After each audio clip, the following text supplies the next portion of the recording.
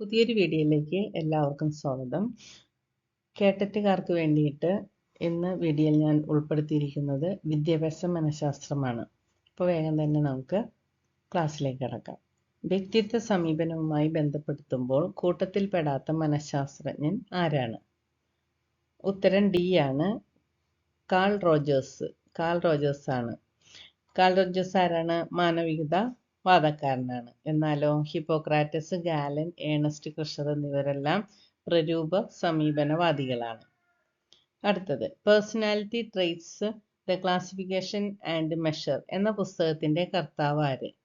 Personality traits the classification and measure എന്ന പുസ്തകത്തിന്റെ കർത്താവാണ് സി ആണ്, GW ആൽപോർട്ട് ആണ് personality traits and the classification and measure എന്ന പുസ്തകത്തിന്റെ കർത്താവ് GW ആൽപോർട്ട്. അടുത്തത് ആയുർവേദ ചികിത്സാ സമീപനവുമായി പൊരുത്തപ്പെടുത്താൻ സാധിക്കുന്ന വ്യക്തിത്വ സമീപനം ഏതാണ്? ആൻസർ എ ആണ്, പ്രരൂപ സമീപനം. രോഗകാരണത്തിന്റെ ഹേതു വാതപിത്ത രക്ത രസങ്ങളുടെ അസന്തുലിതാവസ്ഥയാണ് എന്ന സമീപനത്തിൽ ഊന്നിയാണ് ആയുർവേദ ചികിത്സ ചിട്ടപ്പെടുത്തിയിട്ടുള്ളത്.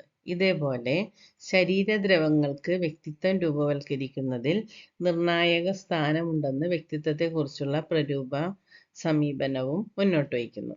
ഇതാണ് ആയുർവേദ ചികിത്സാ സമീപനവുമായി പൊരുത്തപ്പെടുത്താനായിട്ട് സാധിക്കുന്ന വ്യക്തിത്വ സമീപനമാണ് പ്രരൂപ സമീപനം എന്ന് പറയുന്നത്. അടുത്തത് ഒരു വ്യക്തിയുടെ എല്ലാ സവിശേഷതകളെയും പ്രതിനിധാനം ചെയ്യുന്ന സവിശേഷകം ഏതാണ്? ഒരു വ്യക്തിയുടെ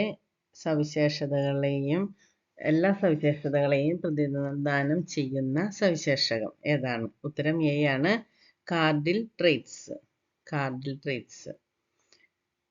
വില്യം ഹെർബർട്ട് ഷെൽഡൻ മുന്നോട്ട് വച്ച വ്യക്തിത്വ പ്രരൂപമായ എൻഡോമോർഫ് ആളുകളിൽ കാണപ്പെടുന്ന ശാരീരിക പ്രത്യേകത എങ്ങനെയാണ്?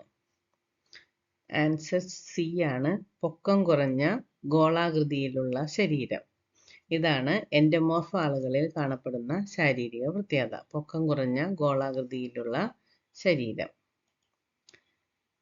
അടുത്തത് RM ഗാഡ്ഗെയുടെ പഠന ശ്രേണിയിൽ ബഹുമുഖ വിവേചനത്തിനും തത്വപഠനത്തിനും ഇടയിൽ ക്രമീകരിച്ചിട്ടുള്ളത് എന്താണ്? RM ഗാഡ്ഗെയുടെ പഠനശ്രേണി ബഹുമുഖ വിവേചനത്തിനും തത്വപഠനത്തിനും ഇടയിൽ ക്രമീകരിച്ചിട്ടുള്ളത് എന്താണ്? ആശയ പഠനമാണ് ക്രമീകരിച്ചിട്ടുള്ളത്. അടുത്തത് പക്വ വ്യക്തിത്വത്തിന്റെ മാനദണ്ഡങ്ങളായി GW ആൽപോർട്ട് മുന്നോട്ട് വെച്ച സവിശേഷതകളിൽ പെടാത്തത് ഏത്? പെടാത്തതാണ് കേട്ടോ. പക്വ വ്യക്തിത്വത്തിന്റെ മാനദണ്ഡങ്ങളായി GW ആൽപോർട്ട് മുന്നോട്ട് വെച്ച സവിശേഷതകളിൽ പെടാത്തത് ഏതാണ്?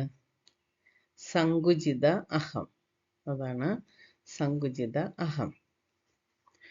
അടുത്തത് മനുഷ്യന്റെ അടിസ്ഥാന പ്രകൃതം ലൈംഗികതയിലും അക്രമവാസനയിലും അധിഷ്ഠിതമാണ്. ഇങ്ങനെ അഭിപ്രായപ്പെട്ട മനഃശാസ്ത്രജ്ഞൻ ആരാണ്? മനുഷ്യന്റെ അടിസ്ഥാന പ്രകൃതം ലൈംഗികതയിലും അക്രമവാസനയിലും അധിഷ്ഠിതമാണ്.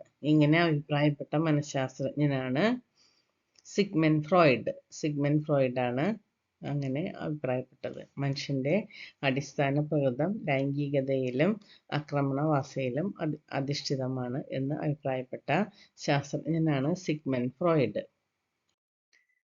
അടുത്തത് സാൻമാർഗികവും സാംസ്കാരികമായും അനുബന്ധനം ചെയ്യപ്പെട്ട വ്യക്തിയുടെ മാനസികാംശം ചുവടെ കൊടുത്തവയിൽ ഏതാണ്?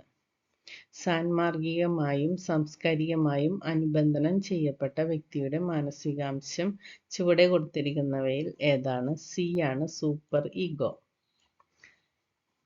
അടുത്തത് പ്രത്യേകമായ ലൈംഗിക ഉത്തേജന മേഖലകൾ നിർദ്ദേശിക്കപ്പെടാത്ത മനോലൈംഗിക വികാസഘട്ടം ഏതാണ്? പ്രത്യേകമായ ലൈംഗിക ഉത്തേജന മേഖലകൾ നിർദ്ദേശിക്കപ്പെടാത്ത മനോലൈംഗിക വികാസഘട്ടം ഏതാണ്? ഉത്തരം ബി ആണ്, നിർലീന ഘട്ടം. 10 ക്വസ്റ്റ്യൻസ് ആണ് ഞാൻ ഈ വീഡിയോയിൽ ഉൾപ്പെടുത്തിയിരുന്നത്. അതും തീർന്നു. അപ്പോൾ എല്ലാവരും നന്നായിട്ട് പരീക്ഷ എഴുതുക. എല്ലാവർക്കും all the best. Thank you for watching.